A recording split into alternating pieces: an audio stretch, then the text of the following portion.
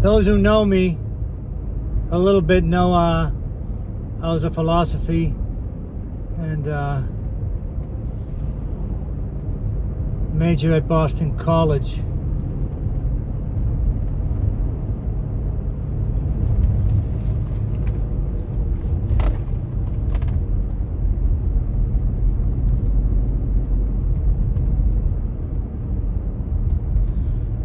And for the last 22 years, I graduated in '83, but in about 2000 I started reading a number of European philosophers.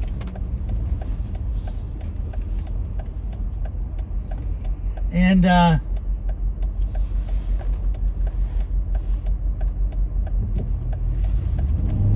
Emmanuel Levinas and Jean-Luc Marion and Descartes. I've been reading pretty closely for 20 years. Less Descartes, but definitely Jean-Luc Marion and Emmanuel Levinas. More his essays than his philosophy, which his philosophy is represented in his essays. So, but the reason why I bring it up is because people who know me, they don't know me well, but they know Ed's a philosophy major. He's kind of a pain in the ass. He always brings up things to talk about that people don't want to talk about. Or sometimes they do. I enjoy a great conversation. I enjoy a conversation with people. And so the point being is I've been studying Levinas and Jean-Luc Marion for many years now. Both phenomenologists. And in college I was I was kind of a Heideggerian, I think. I liked philosophy. I liked some of the pre-Socratics, I guess. But I really liked phenomenology, and Heidegger opened up philosophy for me. But Fred Lawrence did as well. I studied Nietzsche under Fred in just a general class. We read Beyond Good and Evil. So we weren't afraid to tackle anybody and try to understand Nietzsche's point of view, which is a way to accept his point of view and to also maybe be the beginning of a refutation of his point of view. But just on that front, Nietzsche was so correct in so many fronts. It was I'm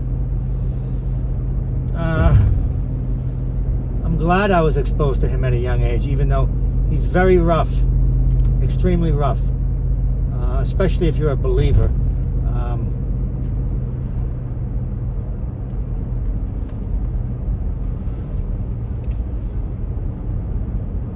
But the point being is that the last 3 years have been so strange to me because we've been covering our face for 3 years in the United States of America and Canada and a bunch of other places where for the longest time we were trying to stop people from wearing masks because it was treated women rudely as if they don't have a face, and allows them to be forced masked. There should be no forced masking like in some Islamic countries there are. Now, we're talking about the last 3 years, which is a different form of masking, but my point is, again, the last 3 years have been surreal to me. Odd, for that very reason. The loss of the face. And while it's happened in Islam, it happened worldwide in some forms of Islam. It happened worldwide on a scale not anticipated, where the face, our faces, were covered by government order to go in and get food. And if you were not willing to comply, you needed people to go in for you with a mask on to get your food. And this masking took on a totalitarian flavor when it grossly included children under 17 and called them vectors of disease. Children. To which we were prompted to take a vaccination to protect one's grandmother that was never a vaccination and never prevented them from getting the shot. It never rose to the level, to the efficacy of a vaccination. Polio is a level of a street cred vaccination. One shot and you're done. Not this twice a year shot. Boosters, that's worse than a flu shot, which was once a year. So don't be messing with the goalposts. And the masking of people and the tearing down of people who disagreed with what was being pushed, which was somewhat acceptable while we were being masked, but then we were told to get unmasked we needed to take a shot. And then after 2 months people took the shot, they remasked them because they talked about breakthrough cases. And then in July, after half the country had taken everything, they said there'd be another shot. And in September, late August, they mandated these new shots where you would have to take 3 to be up to date with their new law of vaccinations. Now, everybody was scrambling, and the healthcare community took it the hardest because they were mandated and forced to get the shot to retain their jobs. Fortunately, the rest of the country, thanks to Justice Thomas on January 10th and his ilk, I think it was 6-3. It might have been 7-2. I think it was 6-3. Struck down the forced inoculation, 3-shot inoculation at that point. 3 shots. By September, it was 3 shots to be up to date.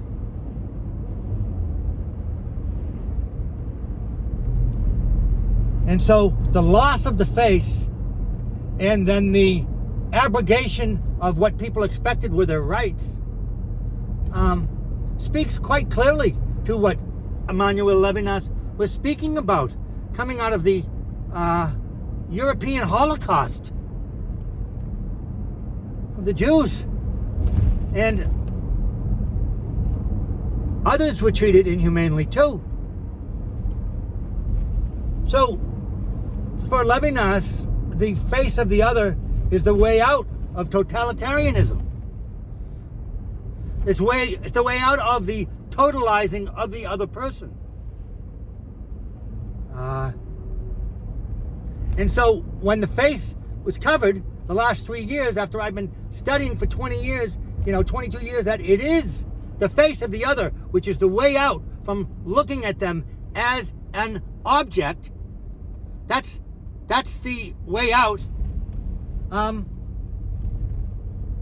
That worldwide, even after we had been talking about why do they mask in Islam? Why do they mask?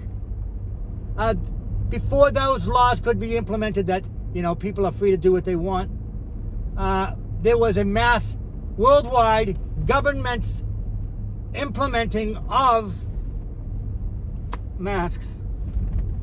Now, the philosophy of the other begins with the face. And it is not novel, but it has been forgotten because of the mechanistic overreach of all things mechanistic. We forget that we are part of God's ousia. We are flesh and blood. We are not objects. So I just want to go on record to say that surreal for everybody. And for my kids at college, it was quite difficult. Way more difficult than I had it.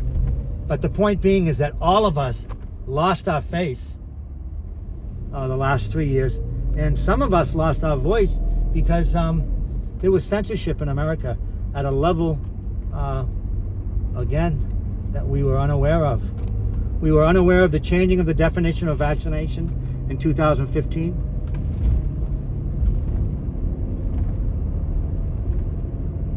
So yeah, careful out there. Don't accept other people's dogmas. Don't accept their dogmatics.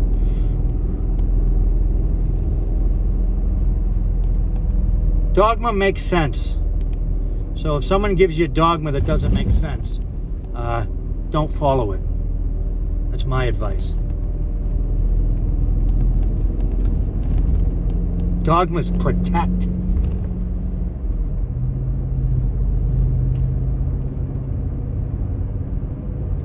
The Ten Commandments, they're been received and they're a dogma of the church. Thou shalt not bear false witness against thy neighbor. The 9th commandment. And the 11th and 12th commandment. Thou shalt love the Lord thy God with thy whole heart and thy whole soul and thy whole mind, and thy neighbor as thyself. In them all the law and the prophets reside.